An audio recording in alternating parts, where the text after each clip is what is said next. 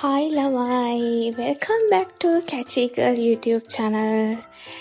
ඉතින් අද වීඩියෝ එක මම ගේන්නේ පාඩම් කරන නංගි ළමයිලා අයියලා අක්කලා මේ ඔක්කොටම.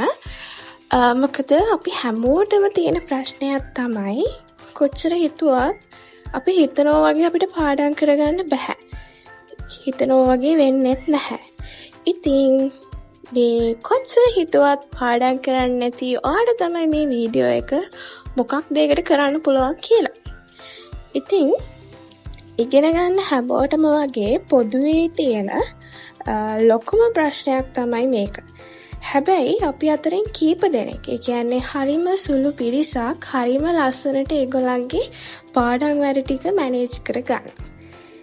ඒත් ඔයාලා හිතුවද අපි ඕන කෙනෙක්ට පුළුවන් කියලා හුඟක් ආසාවෙන් ඉගෙන ගන්න. හුඟක් හොඳ ප්‍රතිඵල ගන්න. ඒ වගේම ඒ දේ මම විශ්වාස කරන විදිහට 80%ක්ම වගේ තියෙන්නේ අපේ අතේ අපි කරන වැඩ ප්‍රමාණය මත.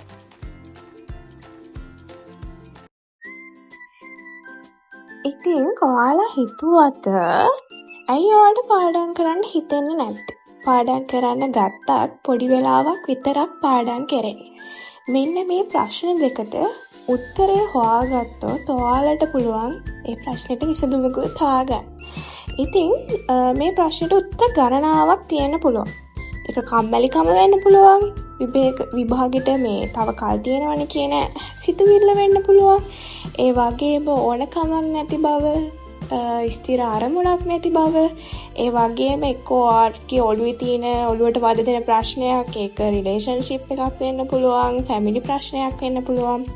ඔය වගේ ඕනම දෙයක් වෙන්න පුළුවන්. ඉතින් දැන් ඔයා පොඩි වෙලාවක් අරන් හිතලා බලන්න මෙතනින් මොකක්ද ඔයාගේ ප්‍රශ්නේ කියලා. ඊළඟට ඔයා හිතන්න ඕනි කොහොමද මේක ඕවර්කම් කරන්නේ? අපි මොකක්ද මේකට දෙන විසඳුම කියලා. මුලින්ම ඔයා හදාගන්න ඕනි ඔයාගේ ජීවිතේට ළඟ හරි දුර හරි අරමුණක් ඉක්මනින්ම මේව කරගන්න පුළුවන්. එතකොට ඒක මේ අරමුණ ඉතින් එක එක වයස් වලට වෙනස් වෙන්න පුළුවන්. ඔයා O level කරන කෙනෙක් නම් ඔයාගේ අරමුණ වෙන්නේ O level වලට ඒ 9ක් ගන්න එක වෙන්න පුළුවන්. A level කරන කෙනෙක් නම් A3ක් ගන්න එක වෙන්න පුළුවන්. ඔයා යුනිවර්සිටි ස්ටුඩන්ට් කෙනෙක් නම් සමහර විට ඔයාගේ ෆස්ට් ක්ලාස් එකක් ගන්න එක වෙන්න පුළුවන් ඔයාගේ අරමුණ. ඒ වගේම ඔයා ජොබ් එකක් කරන කෙනෙක් නම් ඔයාගේ අරමුණ ප්‍රොමෝෂන් එකක් ගන්නවා වෙන්න පුළුවන්. ඉතින් අපි මේ අරමුණ අඳුරගත්තට පස්සේ ඔයාලට තියෙන්නේ ඒකට ගැලපෙන ප්ලෑන් එකක් හදාගන්න එක. මෙන්න මේ කාලය ඇතුළත මම මෙන්න මේ අරමුණට යන්න මම මෙච්චරක් වැඩ කරන්න ඕන කියන දේ ඇතුළත් කරලා තමයි ඔයාලා ප්ලෑන් එකක් හදාගන්න ඕනි. මෙතනදී වැදගත්ම දෙයක් තමයි ඔයාලා ප්ලෑන් එකක් හදනකොට ඔයාලට කරන්න බැරි වැඩ ගොඩාක් දාලා කන්දරාවක් දාගෙන ඒකම ස්ට්‍රෙස් කරගෙන ඒක මෙස් එකක් කරගන්න එපා. ඔයාලට කරන්න පුළුවන් ප්‍රමාණයට තමයි ඔයාලා ප්ලෑන් එකක් හදාගෙන කරන්න ඕනේ. එතකොට එතනදී අපි මේ ප්ලෑන් එකේ අපිට පුළුවන් ටිකින් ටික වැඩි කරගන්න. ට්‍රැක් එකකට එන්න. මුලින්ම අපි පාඩම් කරන කොට මුලින්ම දවසේ අපිට පුළුවන් පැයක් පාඩම් කරන්න. ඊට පස්සේ පැය දෙකක්. මේ විදිහට ක්‍රමානුකූලව වැඩි කරගෙන අපි හිතමුකෝ පැය 5ක් වගේ කාලයකට අපිට එන්න පුළුවන් වුණා කියලා. එතකොට ඒක සාමාන්‍ය සැලකිය යුතු ප්‍රමාණයක් නේ. ඔයාට පුළුවන් දිගටම පැය 5ක් වැඩ කරන විදිහට කන්ටිනියු කරගෙන යන්නේ ට්‍රැක් එකේ ඉඳලා. මෙතන තියෙන වැදගත් දේ තමයි අපි මොකක් හරි දෙයකට ක්‍රමානුකූලව ඒක වැඩි කරගෙන ඒක අපි කන්ටිනියු කරගන්නවා නම් ඒක අපිට පුරුද්දක් වගේ වෙනවා. අපිට පුළුවන් ඒක මේ අපේ සාමාන්‍ය දෙයක් බවට පත් කරගෙන දිගටම කරගෙන යන්න. ඒක ලොකු වාසියක් Tamanට. එතකොට ආයාසයක් දරන්න නැතුව ඔයාලට පාඩම් කරගෙන යන වැඩේ කරන්න පුළුවන්. ඉතින් ඔයාලට ඒ අරමුණකට වැඩ කරන්න ප්ලෑන් එක හරිම වැදගත්. ඉතින් මේ ඔයාලගේ පාඩම් කරන්න හිතෙන්නේ නැති ප්‍රශ්නෙට උත්තරයක් අරගෙන තමයි මම මේ වීඩියෝ එක අරගෙන ආවේ. මම හිතනවා මේක ඔයාලට වැදගත් වෙන්න ඇති කියලා. ඉතින් ප්ලෑන් එකක් හදාගන්න හැටි ඔයාලට තව දැනගන්න ඕනි නම් මට කමෙන්ට් එකක් දාන්න. තව මේ වගේ වීඩියෝස් අරගෙන එන්න ඕන නම්.